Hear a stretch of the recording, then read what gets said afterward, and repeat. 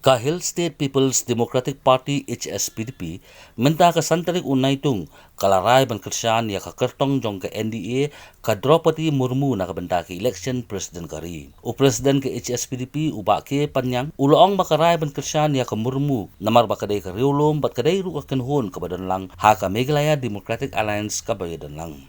One of the important issue that requesting our party to support the presidential nominee, because it is the first time in the history of India maybe that we have a candidate, irrespective of any political parties, that she is the lady from the tribal people like us.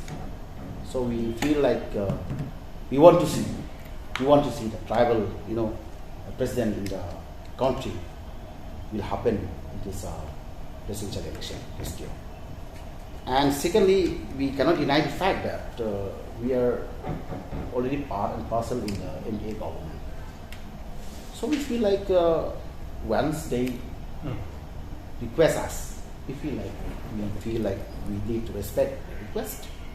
And thirdly, the party feels that as the party, we feel that we need the support and cooperation, because most of the parties' manifestos, issues, we feel that we have to address even to the central government to look into those important issues raised by our party.